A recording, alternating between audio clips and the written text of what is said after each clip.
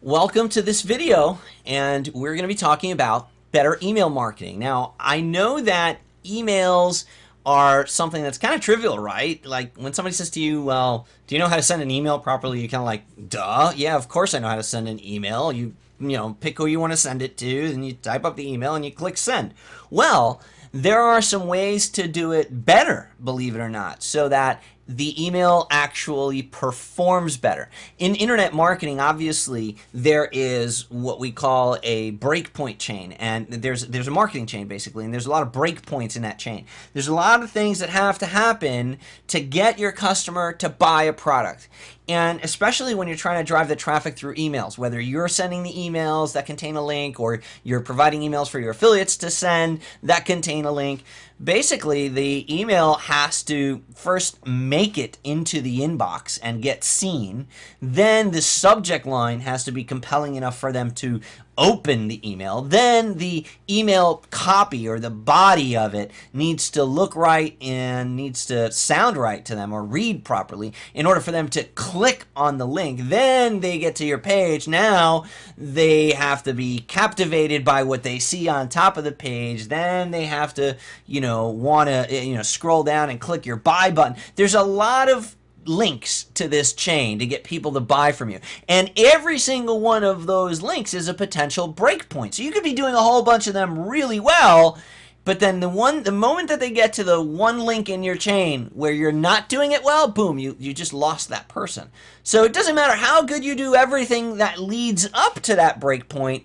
The fact that you were doing one thing wrong screwed up your entire sales process. Does that make sense? So there is, in fact, ways to send emails that are better, that are going to work better, that are going to get into the inbox better. And I think a lot of people mess this up nowadays because they don't bear in mind all those breakpoints. People are looking at your email on mobile devices now. They're looking at them on their phone. They're looking at them on their iPad, on their tablet, on their PC, on their laptop. There's all different ways that they might be looking at the email. And the email needs to look good. It needs to look legible. It needs to be properly formatted across all of those devices. And I still see people making these big mistakes where they don't consider that. They just think, oh, well, I'm just going to, take this, copy this and paste it here, and boom, they're going to get my email, and that's that. And if they don't like it, well, too bad. Well, too bad for you, because you're not going to make a sale.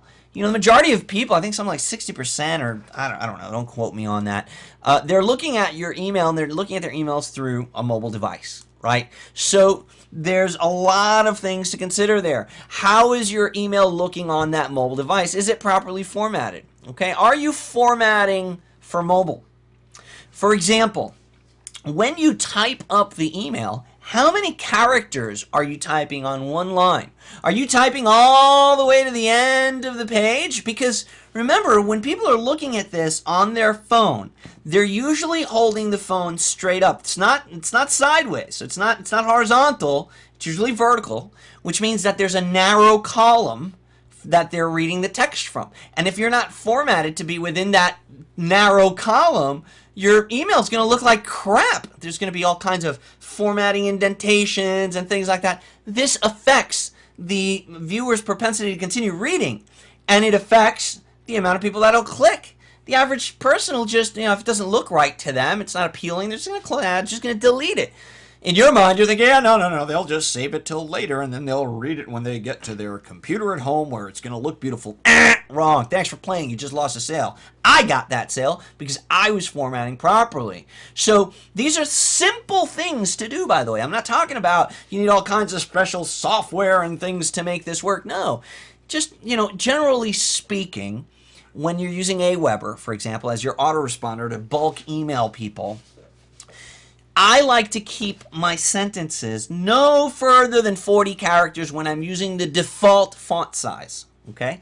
Obviously, this will change. If you're using a really large font, the character count comes down. If you're using a really small font, which you shouldn't because now it becomes hard to see, the character font will go up. The character count will go up. Right? So the important thing to consider is that in this narrow column of the mobile device that they're using, typically a phone, it's going to be compressed, right? So you don't want to be typing email. And I see this so often where people just, they're typing and they're typing and they're typing and they're typing and like their email just goes all the way. I get like to the first 3 or 4 words and I'm like, oh, come on, this guy's an idiot. If you don't know how to format an email properly, what on God's green earth makes you think that I'm going to take, marketing advice from you? You don't know how to send an email. Always remember to use the correct variables. Now, depending on what autoresponder you're using, these variables will differ. Right? Now, a variable is a little bit of code typically contained in the little squiggly brackets that you see there. And that code, or we call a short code, that little short code, when you paste that into the email copy, the autoresponder dynamically replaces that code with the text on file that represents that variable. Meaning, if I insert the first name fix variable, what it's going to do is it's going to take the first name of that subscriber that's receiving that email and it's going to drop it into that spot. The underscore fix does a couple of things. Primarily, it fixes capitalization issues. Sometimes when people opt into your web form, they might type in all caps, they might type in, well, the underscore fix addresses that so that when your email gets received, they're not seeing dear and then, in the proper formatting with just a capital D and then EAR, and then the actual name is all screwed up or capitalized and not looking properly. That's what the underscore fix, at the end of the first name variable does, okay? At least in Aweber. Now, whether you're using GetResponse, Constant Contact, whatever you're using, it's important that you use the proper variable. Now, it happens to everybody. If you're typing these in manually, you might screw it up, and somebody's going to get an email that says first name fix. It's happened to me. It'll probably continue happening in the future. Sometimes when you're doing this fast, it happens. What can I say? But this is something this is a major breakpoint, right? And when somebody, especially in marketing, you're in the business. You're trying to position yourself and establish a rapport of being an expert in marketing. Yet you're sending your prospect something that says, "Hi, first name." All right, dude, you know what? If you just called me first name fix, you just lost all credibility as an expert marketer. So it happens to all of us, but this is something that you should really look out for. And this doesn't particularly have anything to do with mobile or PCs or laptops or whatever. The variable is the variable. But it's just one of the things that's important for you to keep in mind when you're creating your email copy. And by the way, using variables are a great way to connect with your audience, right? So when you call somebody by their first name, that's an important, as a matter of fact, a person's name is the word that they've heard most in the entire English language. Their name is the word they've heard most throughout their entire lives. More than any other word, they've heard their name. And that word commands their attention. Whenever that word is called out in public, they look. It commands their attention. All their lives, they've been trained by the world to respond to their name. So use their name. This isn't rocket science. Just use their name. Use a visually friendly layout. Here's another issue. People don't use the return key, the enter key, often enough. Do you know that there's 2 ways to hit enter? Pretty much on any kind of software, whether it's autoresponder or, HTML editors, anything. You could just hit the enter key, or you could hit shift enter. When you just hit the enter key, that's a hard paragraph break. When you hit shift enter, that's a soft paragraph break. Okay, so when you're within the same paragraph and you just want to drop the paragraph to a new line, you should hit shift enter.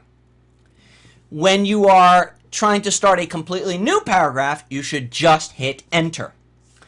How often should you hit shift enter?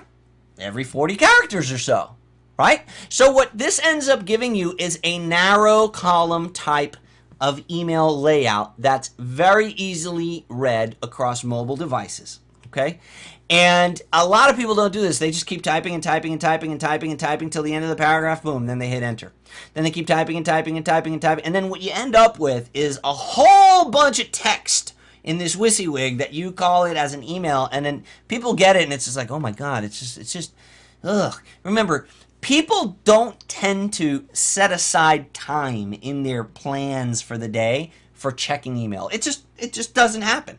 So they're usually checking their emails in a hurry. They're in the process of getting through a series of emails. They got to get to the email after yours. If yours in any way is tedious or sore on the eyes or whatever, they're just going to move on, man. They're going to delete it. They're not going to bother.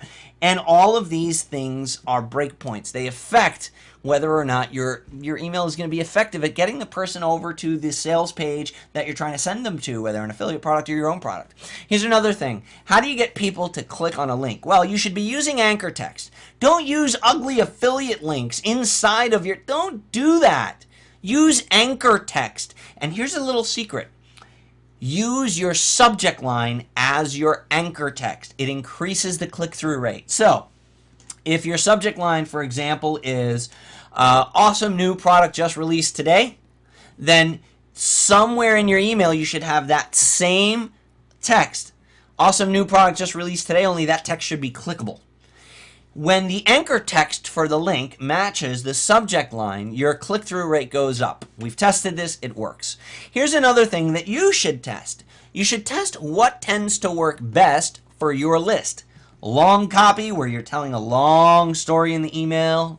Short copy, where it's quick to the point. Hey, this is what's going on. This is how it's going on. Click here to see it going on. Boom. Or moderate copy, where you're kind of telling a little story, maybe quick, a few paragraphs. You know, there's long, there's short, there's moderate copy. Now, some people say, hey, you should mail short email copy earlier in the day because people are checking their emails at work. They don't have time to go through things. If you're going to send longer copy, send it at evenings and weekends. If you're just going to send moderate copy, send that around rush hour. You know, these are the kind of things that, like, mentality that goes into it. If you ask 10 different email marketers or affiliate marketers or just marketers in general, their opinion on this, you're going to get 10 different opinions, right? The right answer for you as to how long should my email be is going to depend on your own test. Now, my personal test, what I found is that when I'm promoting a product, I usually promote a product for a few days, right?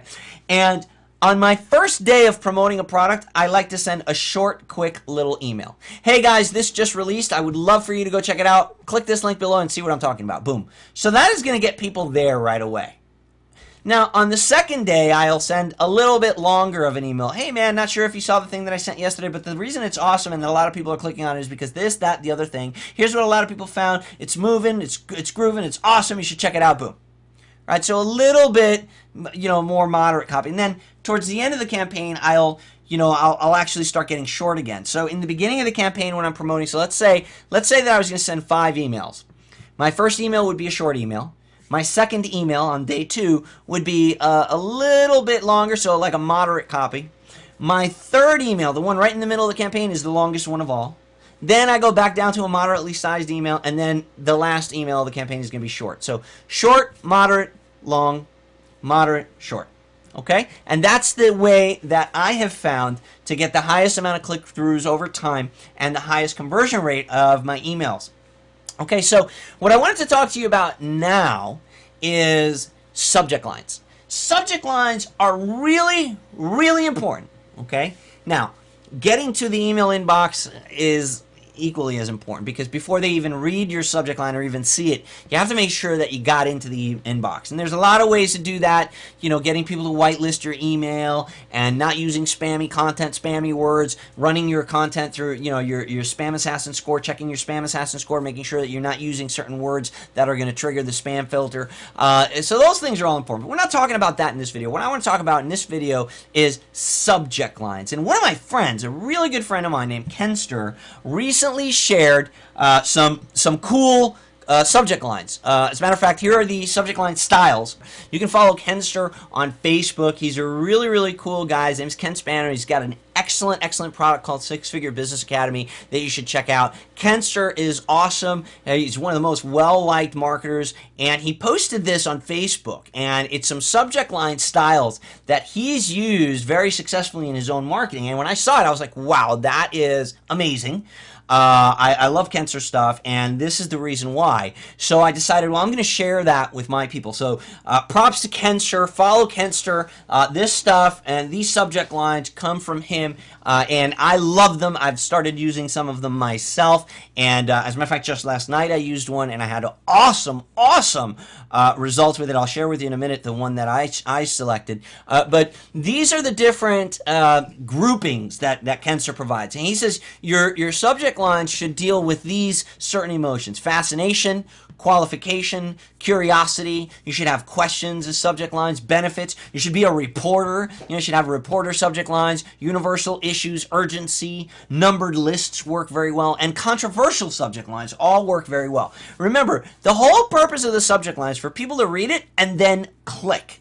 They have to click to open. So every part of the marketing chain, the purpose of every single part of the marketing chain is to get them to the next part. That is the purpose of every part. So the purpose of the subject line is to get them to the email copy. The purpose of the email copy is to get them to the sales page. The purpose of the sales page is to get them to the order page, etc. So this is the subject line section, and the purpose of these subject lines is to get people to open it. Okay, so let's go take a look at some of these subject lines here so that your wheels can get turning. And again, they don't have to be exactly like this. As a matter of fact, derivatives of these subject lines. You should use these as a way to come up with ideas for your own subject lines. But let's look at the fascination ones first, okay? So here's an example. I sold 5,000 units in 48 hours. Here's how, ... Now, you'll notice that a lot of these email subject lines end with a ... or a dash or some sense of suspense, right? So the reason for that is you want people to long for the second half of that statement. So when they're reading the email subject line, they should be left in suspense a little bit, right? So they're like, hey, I found a great way to do XYZ. And ... And then it's like, oh, well, what do you mean? And then now they have to click and open the email to find out. So these sorts of formats turn to work well. The major mistake that's crippling your sales figures ... Well, these are fascinating emails because making like, huh? Wow. Like there's a major mistake? This program could change internet marketing forever. It could? Wow, that's fascinating. Find these hidden gems before anyone else does. Wow. Panda updates, too much competition, no list, so what? How to build a list of 50,000 in the next 60 days. Wow, I can have 50,000 people on my list. A simple trick to boost your conversions with no extra work. Again, something that gives you that wow factor, that fascination factor. A fantastic way to turn $10,000 into $10,000. I'm sorry. A fantastic way to turn $10. Tongue twister. A fantastic way to turn $10 into $10,000. Oh, look, Google's done it again. This means trouble. So you see how it's kind of leaving people hanging on the subject line? It's like, this means trouble. What means trouble? Wait a minute. Let me click here. This is fascinating. 15,000 clicks in 12 hours. You've got to see this, right? So again, fascination and suspense. Let's go to the next group, qualification. Now, these sorts of emails get a much more targeted group or a much more targeted audience to open, right? So you might not have as high of an actual open rate, but your click-through rate is going to be sky high because you're qualifying. You're weeding out the people that the email copy is not going to apply to. Niche markets for marketers who travel, for example. Okay, so if I'm not a marketer that travels, I won't even open that. But that's fine because maybe the product that you're promoting is only going to appeal to those sorts of people. If you know how to ...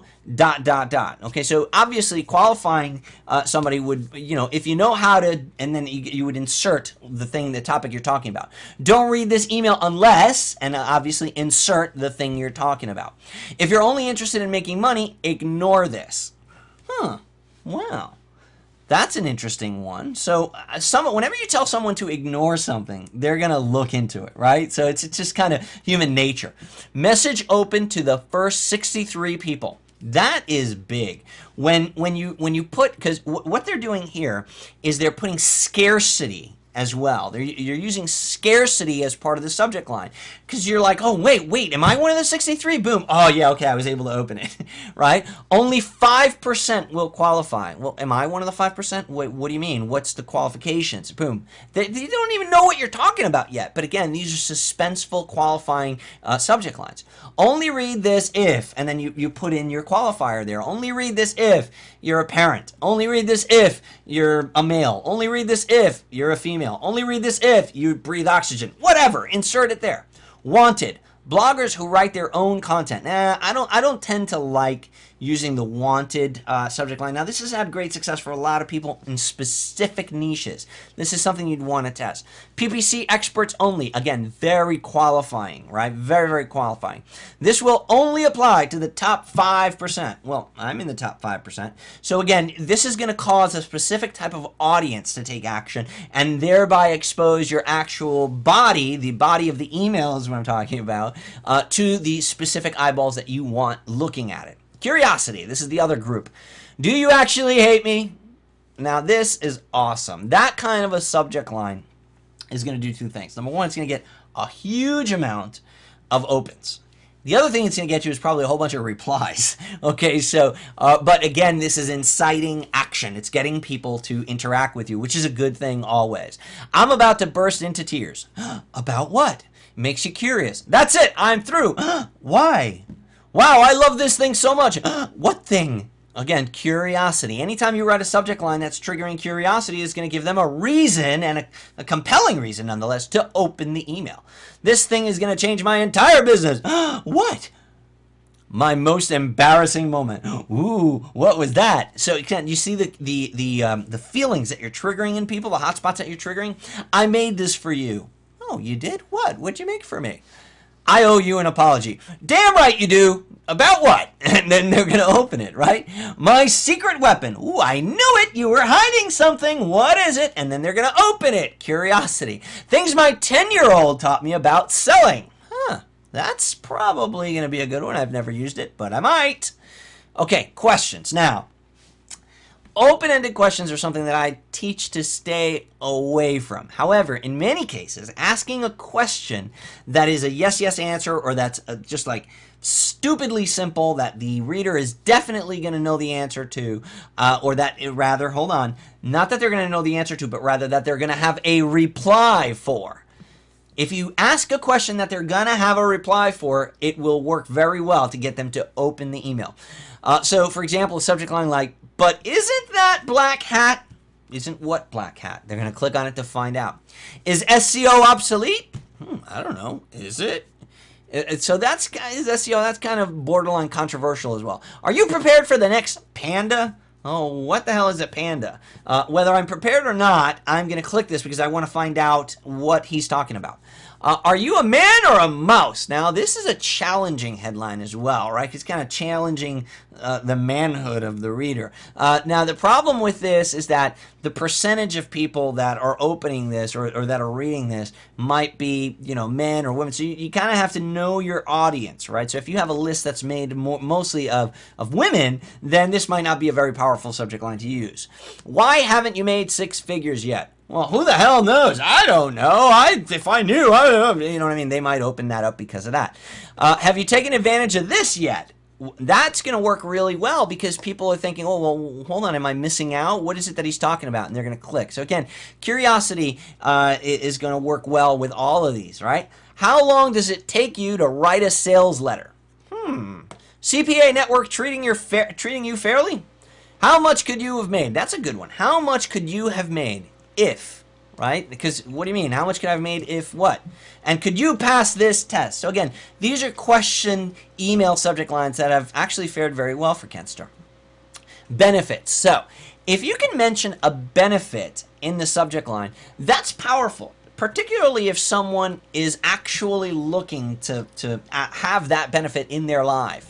So if you're addressing a benefit or a solution, if you're putting in front of them a benefit of a solution that they crave, then you're going to get a high open rate on that email. Solve your SEO problem in the next 2 hours. So they're putting urgency in there. They're actually talking about SEO. So again, very, very tailored for that particular audience. So if you're not into SEO or if you don't want to know anything, you just skip over this. But if you are and you're promoting an SEO product, this is going to put the right eyeballs on that link. How to add 100 pages to your blog by next week. Well, I don't know. That sounds complicated. I don't think that would be for me. But for someone that's a blogger, that might be a very important thing. Program yourself to double your productivity. These are great subject lines because who doesn't want to be more productive? This is not niche dependent. This is not industry dependent. This is not, person. As a matter of fact, productivity is something that applies to anyone in any niche, of any gender, of any age, right? People want to be more productive, right? You want to produce more. You want to make more with what you have. So that is a very powerful one. Program yourself to double your productivity. Or how about something that says double your productivity using this, right? How to use PPC to boost sales without losing your shirt.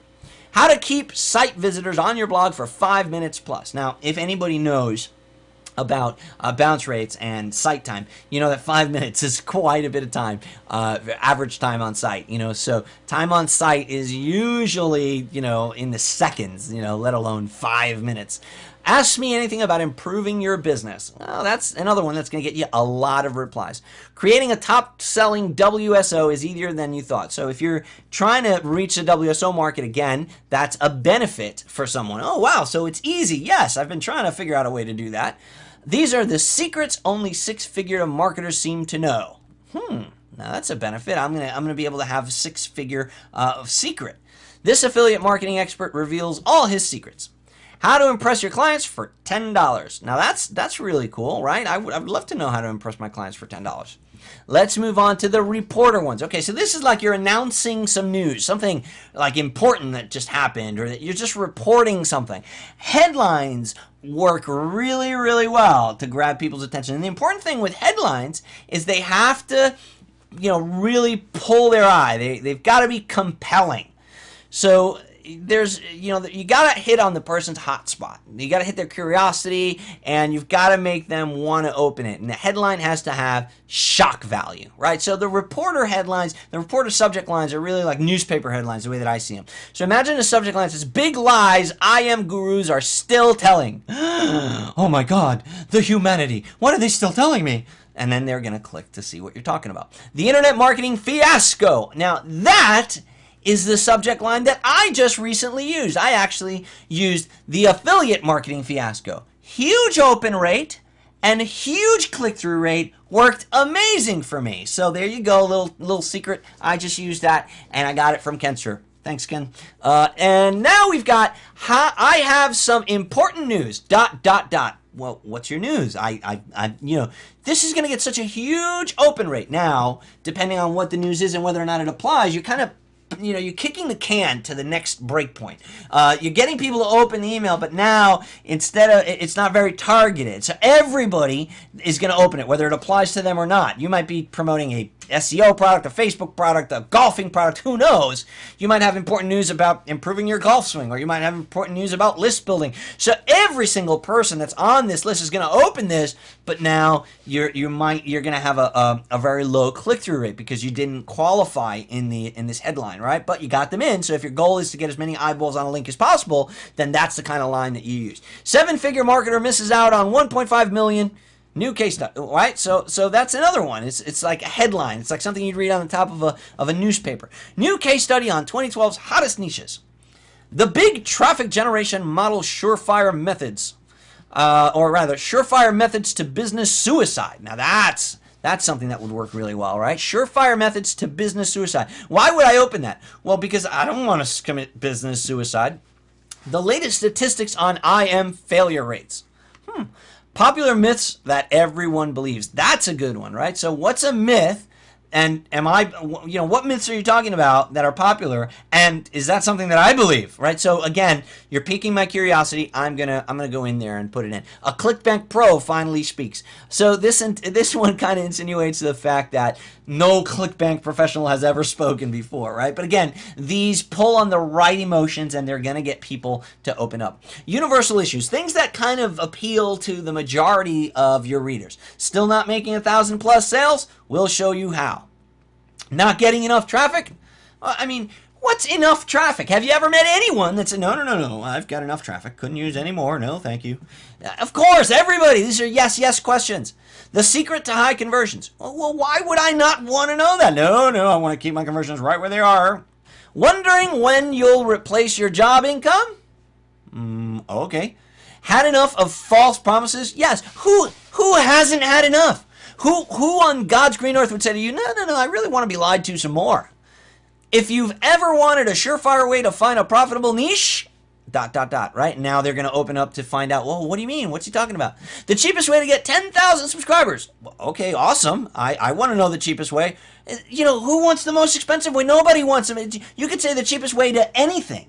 And they're going to, you know, insert whatever item there. The cheapest way to, you know, improve your golf swing. The cheapest way to learn how to swim. The cheapest way to, you know, get rich. Whatever. It's everybody wants to know the cheapest way to do something. The fastest way, just the same exact thing. The fastest way to attract big time affiliates. The fastest way to learn to swim. The fastest way to make money online. The fastest way to anything. It's a universal desire, right? To be the fastest, to have the cheapest. You know what I mean? I was wasting my time with niche marketing until dot dot dot, again, a suspenseful one. How to overcome your fear of failure. That, you know, that's another one. Universal. Who is not afraid to fail? Well, you know, there's a lot of people out there that aren't afraid to fail, but who hasn't failed, right? Who hasn't experienced failure? Who hasn't had to deal with that question at one point or another in their life? Urgency. Urgency is very powerful. You've always heard me talk about FIGS, fear of loss, indifference, greed, and sense of urgency. Things like, it's almost over, dot, dot, dot. Well, what's almost over? I better hurry up. I better click this right now. Only 17 left. Oh my God, am I going to be number 16? You have 48 hours. Oh my God, wait, starting from right now? Wait, let me find out. This is happening tonight at 10 p.m. Oh my God, let me go in there. Attention, don't let this opportunity pass you by. Time's nearly up. Last chance. The deadline is Monday, the last day.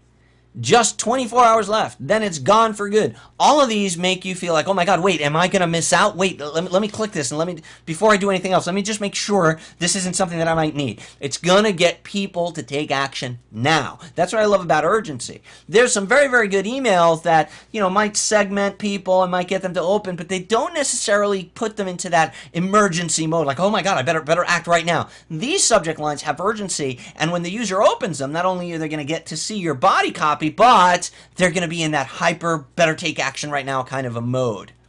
Numbered lists. Numbered lists work really well for some reason. People just love that, you know, that exactitude, that specificity of an amount of things. 10 things you need to know before you start PPC, before you start this, before you start that. Again, you can replace PPC with anything you want. 7 things that will guarantee your failure.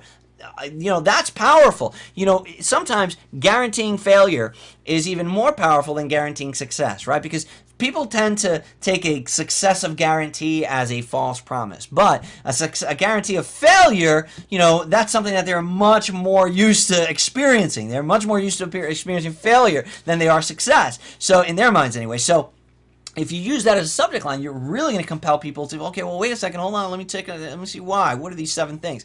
6 ways to generate a passive income. And again, the number can change and the item can change. What we're talking about, 6 ways, 6 steps, 15 big mistake, whatever. The number can change and the topic can change, but it's the numbered list that's important. For example, 3 things you should never, and then blank, outsource. You should never do yourself. You should never, buy. You should never sell. 3 things you should never, and replace that word. 9 reasons to forget about SEO for traffic, or 9 reasons to forget about, again, insert whatever you want there. 5 warning signs that a niche is in trouble, a niche isn't worth the money, a product is good, a product isn't good, warning signs. So again, people are like, oh, wait, I better look at this. The 2 most essential resources you need to profit online. Again, very important for people that are trying to make money online. They're going to get opened. Controversial. Look, if you've learned anything from Miley Cyrus, that is that controversy, and sex sells, right? But controversy is really important in today's news and today and in any days.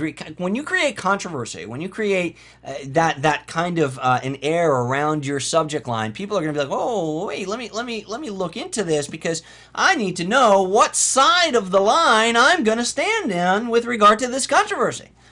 Be very careful when listening to this guy. Well, what do you mean, what guy? That guy, is that somebody that I already listened to? Do I agree with this? Is he talking bad about somebody I like, or is he talking good about somebody I don't like? Well, let me open this email. And again, you got them to look at your body copy.